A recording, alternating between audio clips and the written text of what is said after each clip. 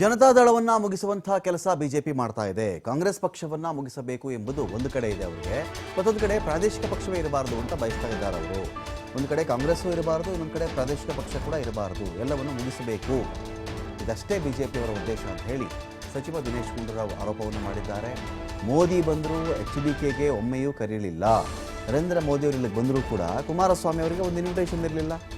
ಒಬ್ಬರ್ಯಾರೋ ಬಂದು ಇನ್ವೈಟ್ ಮಾಡಲಿಲ್ಲ, ಬನ್ನಿ ಕುಮಾರಸ್ವಾಮಿ ಅವರೇ, ಮೋದಿಯವರು ಬರ್ತಾ ಇದ್ದಾರೆ, ಮೈತ್ರಿ ಪಕ್ಷದ ನಾಯಕರು ಅಂತ ಹೇಳಿ ಇವರು ಮಾತ್ರ ಪದೇ ಪದೇ ದೆಹಲಿಗೆ ಹೋಗಬೇಕು. ಕುಮಾರಸ್ವಾಮಿಗೆ ಅವರ ತಪ್ಪು ಈಗ ಅರಿವಾಗ್ತಾ ಇದೆ. ಬಿಜೆಪಿ ಕೈಲಿ JDS ಸಿಕ್ಕಾಕೊಂಡಿದೆ, ಹೊರಗಡೆ ಬರೋದು ಬಹಳ ಬಹಳ ಕಷ್ಟ ಅಂತ ಕೂಡ ದಿನೇಶ್ ಗುಂಡೂರಾವ್ ಮಾತಾಡಿದ್ದಾರೆ. ಮುಗಿಸುವಂತ ಕೆಲಸ ಬಿಜೆಪಿ ಮಾಡ್ತಾ ಇದೆ, ಅದಂತೂ ಸ್ಪಷ್ಟ ಇದೆ.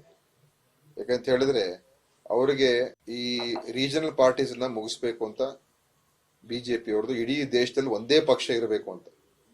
ಕಾಂಗ್ರೆಸ್ ನ ಮುಗಿಸ್ಬೇಕು ಅಂತ ಅದು ಬಿಡಿ, ನಾವು ಅವ್ರನ್ನ ವಿರೋಧಿಗಳು.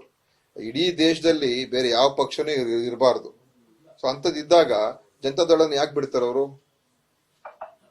ಇವತ್ತು ಕುಮಾರಸ್ವಾಮಿ ಅವರಾಗ್ಲಿ ದೇವೇಗೌಡರಾಗ್ಲಿ ಪ್ರಧಾನಮಂತ್ರಿಗಳು ಕರ್ನಾಟಕಕ್ಕೆ ಬಂದ್ರು, ಅವ್ರನ್ನ ಸ್ಟೇಜ್ಗೂ ಕೂಡ ಕರೀಲಿಲ್ಲ, ವೇದಿಕೆಗೂ ಕೂಡ ಕರೆಸಲಿಲ್ಲ. ಅದರಿಂದ ಯಾವ ಗೌರವ ಕೊಟ್ಟಿದ್ದಾರೆ ಅವ್ರಿಗೆ, ಯಾವ ಮರ್ಯಾದೆ ಕೊಟ್ಟಿದ್ದಾರೆ? ಇವ್ರು ಮಾತ್ರ ದೆಹಲಿಗೆ ಹೋಗ್ಬೇಕು, ಅವ್ರನ್ನ ಭೇಟಿ ಆಗ್ಬೇಕು. ಅವ್ರು ಬೆಂಗಳೂರು ಬಂದಾಗ ಇವ್ರನ್ನ ಕರ್ಸ್ಬೋದಾಗಿತ್ತಲ್ಲ. ಆದ್ರೆ ಜನತಾದಳವನ್ನ ಟೇಕ್ ಓವರ್ ಮಾಡುವಂತ ಕೆಲಸ ಬಿಜೆಪಿ ಮಾಡ್ತಾ ಇದೆ. ಬಹುಶಃ ಆ ತಪ್ಪು ಇವತ್ತು ಕುಮಾರಸ್ವಾಮಿ ಅವರಿಗೆ ಅರಿವು ಆಗ್ತಾ ಇರ್ಬೋದು. ಆದ್ರೆ ಬಹುಶಃ ಬಹಳ ತಡ ಆಗೋಯ್ತು. ಯಾಕಂದ್ರೆ ಅವ್ರ ಜೊತೆ ಹೋಗಿ ತೀರ್ಮಾನ ಮಾಡ್ಬಿಟ್ಟಿದ್ದಾರೆ, ಹೋಗಿ ಅವ್ರಿಗೆ ಸರೆಂಡರ್ ಆಗಿದ್ದಾರೆ. ಈಗ ಹೊರಗೆ ಬರ್ಬೇಕು ಅಂತ ಹೇಳಿದ್ರೆ ಅವ್ರ ಕೈಯಲ್ಲಿ ಸಿಕ್ಕಾಕೊಂಡಿದ್ದಾರೆ. ಈಗ ಹೊರಗೆ ಬಂದ್ರು ಕಷ್ಟ, ಉಳಿದ್ರು ಕಷ್ಟ.